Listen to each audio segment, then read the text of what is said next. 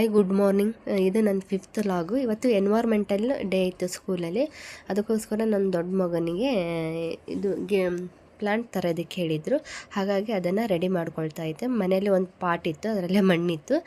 ಮನಿ ಪ್ಯಾಂಟಲ್ಲೇ cut ಮಾಡಿಬಿಟ್ಟು ಅದನ್ನೇ ಮನಿ ಪ್ಯಾಂಟ್ನೇ ಇಟ್ಟು ಕೊಡೋಣ ಅಂತ ಹೇಳಿ, ಮತ್ತು ಬೇರೆ ಯಾವುದೂ ಇರಲಿಲ್ಲ ಗಿಡ. ಹಾಗಾಗಿ ಮನಿ ಪ್ಯಾಂಟ್ನ ಕಟ್ ಮಾಡಿಬಿಟ್ಟು ಗಿಡ ಹಾಕಿ ಕೊಡೋಣ ಅಂತ ಹೇಳಿ ಮಾಡಿದೆ. ರೆಡಿ ಮಾಡಾದ್ಮೇಲೆ ಸ್ವಲ್ಪ ನೀರು ಹಾಕಿದೆ, ಇಲ್ಲಾಂದರೆ ಬಾಡೋಗುತ್ತೆ ಅಂತ ಹೇಳಿ ನೆಟ್ಟಿದ ಮೇಲೆ ಸ್ವಲ್ಪ ನೀರು ಹಾಕಿದೆ. ಇದು ನಮ್ಮ ಮನೆಯಲ್ಲಿ ನಾನು ಸಾಕಿರೋವಂಥ ಗಿಡಗಳು ಇಷ್ಟೇ, ಅಂದರೆ ತುಂಬ ಸಾಕಿಲ್ಲ, ರೆಂಟ್ ಹೌಸ್ ಅಲ್ಲ.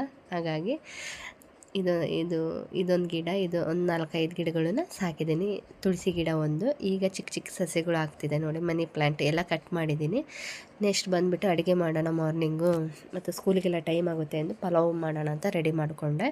ರುಬ್ಕೊಳ್ಳೋಕ್ಕೆ ಈರುಳ್ಳಿ, ಟೊಮೊಟೊ, ಚಕ್ಕೆ, ಏಲಕ್ಕಿ, ಲವಂಗ, ಕೊತ್ತಂಬರಿ ಹಾಕಿ ರುಬ್ಕೊಂಡೆ. ಈ ಕಡೆ ಈರುಳ್ಳಿ, ಕ್ಯಾರೆಟು, ಬೀನ್ಸ್ ಕಟ್ ಮಾಡಿ ಇಟ್ಕೊಂಡೆ. ಇದನ್ನು ನಾನು ಯೂಟ್ಯೂಬಲ್ಲಿ ಅಪ್ಲೋಡ್ ಮಾಡಿದ್ದೀನಿ ವಿಡಿಯೋನ, ಬೇಕೆಂದರೆ ಚೆಕ್ ಮಾಡ್ಕೊಳ್ಳಿ. ಹಾಗಾಗಿ ಈ ಕಡೆ ರೆಸಿಪಿ ಏನೂ ನಾನು ತೋರ್ಸೋಕ್ಕೆ ಹೋಗಿಲ್ಲ. ಹಾಗೆ ಎಣ್ಣೆ ಕಾಯಿತು. ನೆಕ್ಸ್ಟ್ ಅದೇ ಈರುಳ್ಳಿ ಹಾಕಿದೆ. ಈರುಳ್ಳಿ ಹಾಕಿ ಸ್ವಲ್ಪ ಬಂದ ನಂತರ ರುಬ್ಬಿರೋದು ಹಾಕಿದೆ. ರುಬ್ಬಿರೋದು ಹಾಕಿದಾಗ ನೆಕ್ಸ್ಟ್ ಅದು ಹಸಿ ವಾಸನೆ ಎಲ್ಲ ಹೋಗಲಿ ಅಂತ ಹೇಳಿ ನೀಟಾಗಿ ಅದನ್ನು ಫ್ರೈ ಮಾಡ್ಕೊಳ್ತಾ ಇದ್ದೆ.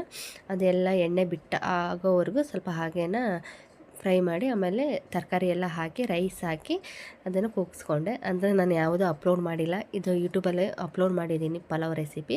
ನೆಕ್ಸ್ಟ್ ಸ್ನಾನಗಿನ ಮಾಡ್ಕೊಂಬಂದು, ಗುರುವಾರ ಇದು ನಮ್ಮದು ವಾರ ಆಗಿತ್ತು. ಹಾಗಾಗಿ ನಾನೇ ಬೇಗ ಪೂಜೆ ಮಾಡಿ ಎಲ್ಲ ರೆಡಿ ಮಾಡಿ ಪಲಾವ್ ಮಾಡಿ ಮಕ್ಕಳಿಗೆಲ್ಲ ರೆಡಿ ಮಾಡಿ ಪ್ಲಾಂಟ್ ಎಲ್ಲ ಕೊಟ್ಟು ಕಳಿಸಿದೆ ಸ್ಕೂಲಿಗೆ.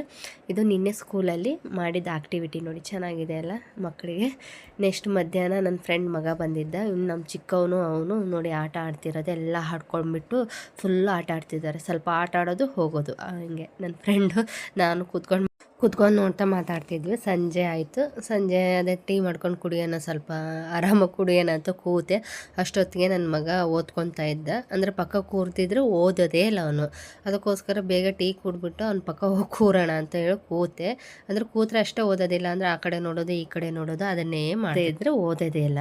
ಸ್ವಲ್ಪ ಹೊತ್ತು ಕೂತಾದ್ಮೇಲೆ ದೇವಸ್ಥಾನಕ್ಕೆ ಹೋಗೋಣ ಅಂತ ಹೇಳಿ ಅವನಿಗೆ ಹೇಳಿದೆ. ಅದಕ್ಕೆ ಬೇಗ ಓದಿ ಮುಗಿಸಿದೆ.